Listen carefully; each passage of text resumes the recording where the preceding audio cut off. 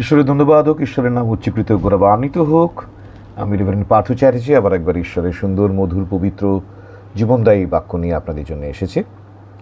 আজকে আমি যে বিষয়টা বাইবেলের আলোকে ব্যাখ্যা করার চেষ্টা করব, সেটাকে আমরা বলতে পারি সারেন্ডারিং কন্ট্রোল, অর্থাৎ কিভাবে নিজের জীবনের সমস্ত নিয়ন্ত্রণকে ঈশ্বরের হাতে সমর্পণ করে দেওয়া যায়। এবং এই বিষয়ে আমার মনে হয় যে বাইবেলে প্রভু যীশু খ্রিস্টের উদাহরণের থেকে বড় উদাহরণ আর কিছু হয় না।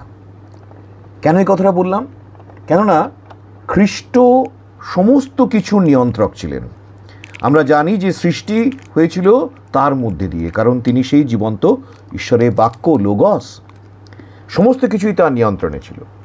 কিন্তু তার ক্রুশারোপণের কিঞ্চিত আগে তিনি যখন একটু হলেও গেতসিমানি বাগানে একটু হলেও চিন্তিত হয়ে পড়েছিলেন যে তাকে কত বড় ক্রুশকাষ্ঠ বহন করতে হবে এবং কত বড় স্যাক্রিফাইস করতে হবে, তখন কিন্তু তিনি নিজেকে সম্পূর্ণরূপে ঈশ্বরের হস্তে সমর্পণ করে দিয়েছিলেন এবং কি বলেছিলেন যে প্রভু, আমার ইচ্ছা নয় কিন্তু তোমার ইচ্ছা আমার জীবনে সিদ্ধ হোক।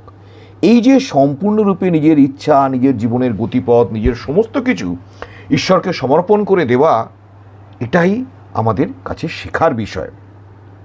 আর খ্রিস্ট যিশুর এই সমর্পণ থেকে আমরা শিখতে পারি যে সর্বপ্রথম খ্রিস্ট যিশু কী করেছিলেন, সমর্পণ করতে গেলে কি করতে হয় না, নিজের যে ইচ্ছা, সেলফ উইল, আমার নিজের যে মনের ইচ্ছা, সেটাকে সম্পূর্ণরূপে সব আশা, সব পরিকল্পনা, সব চিন্তা, সমস্ত কিছু তিনি ঈশ্বরের হস্তে সমর্পণ করে দিয়েছিলেন। নিজের সমস্ত প্ল্যানকে ঈশ্বরের প্ল্যানের চরণতলে সমর্পণ করে দেওয়া, এইটি হচ্ছে সর্বপ্রথম কাজ যার দ্বারা আমরা নিজেদেরকে সারেন্ডার করতে পারি। দ্বিতীয়ত হচ্ছে তিনি সম্পূর্ণরূপে ঈশ্বরের উপরে বিশ্বাস রেখেছিলেন। তিনি বুঝতে পেরেছিলেন যে তার প্রয়োজন ঈশ্বরের সার্বভৌম ক্ষমতার। একমাত্র ঈশ্বর তার সার্বভৌম ক্ষমতাতেই এই অত্যন্ত কঠিন ক্রুশীয় যে জার্নি, সেই জার্নিতে থ্রু দিয়ে তাকে নিয়ে যেতে পারেন। তাই আমাদের জীবনেতেও আমাদের সমস্ত প্রকারের যে জীবনযাত্রা, জীবন পথ, সেই জীবন পথ, জীবনযাত্রাতেও আমরা যদি ঈশ্বরের সার্বভৌম ইচ্ছা এবং তার শক্তির অন্বেষণ করি, তাহলে সেই শক্তিই আমাদেরকে সমস্ত কিছুর পারে নিয়ে যাবে। আর একটা আমরা জিনিস শিখি, সেটা হচ্ছে টু ওবে গডস উইল, ঈশ্বরের ইচ্ছাকে মান্যতা দেওয়া। সব সময় জীবনে ঈশ্বরের ইচ্ছাকে মান্যতা দেওয়া, কারণ ঈশ্বর যা কিছু করেন আমাদের জন্যে সবসময় মঙ্গলের জন্যে করেন। তিনিও খ্রিস্ট যিশুকে সেই ক্রুশীয় মৃত্যুর মধ্যে দিয়ে পাঠিয়েছিলেন, বলিদানের দিতে তিনি পাঠিয়েছিলেন দিয়ে সেই নিষ্কলঙ্ক মেষশাবককে সমগ্র জগতের সমস্ত প্রাণীর উপকারের জন্য, যাতে তারা যাতে পাপ থেকে মুক্তি পায় এবং পরিত্রাণের পথে এগিয়ে যায়। আর সবচেয়ে বড় কথা হলো যে যখন আমরা ঈশ্বরের কাছে নিজেকে সম্পূর্ণরূপে সমর্পণ করে দিই, তখন আমরা বাক্য মনের অতীত এক অদ্ভুত শান্তি আমাদের মনে পাই। যতক্ষণ আমার মনের মধ্যে সংশয় চলছে, যতক্ষণ আমার মনের মধ্যে লড়াই চলছে যে কোনটা করব কোনটা করব না, কি করা উচিত কি করা উচিত নয়, ততক্ষণ পর্যন্ত বড়ই অশান্তি।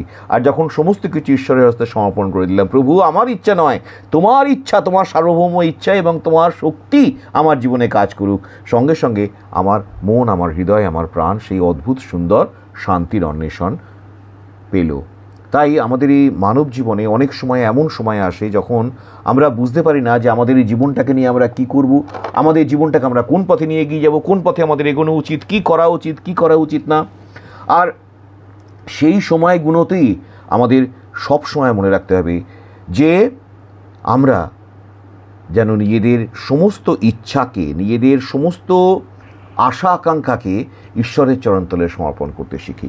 এবং যখন আমরা এইভাবে ঈশ্বরের কাছে সম্পূর্ণরূপে সমর্পণ করব এবং তার শক্তি, তার ক্ষমতা, তার চালনার ওপরে বিশ্বাস রাখব, তার ইচ্ছার অধীন হয়ে পথ চলব, তখন আমি সমস্ত কিছুই আমার পথ আমি খুঁজে পাব এবং ঈশ্বর সেই অপূর্ব সুন্দর শান্তি আমাকে দেবেন।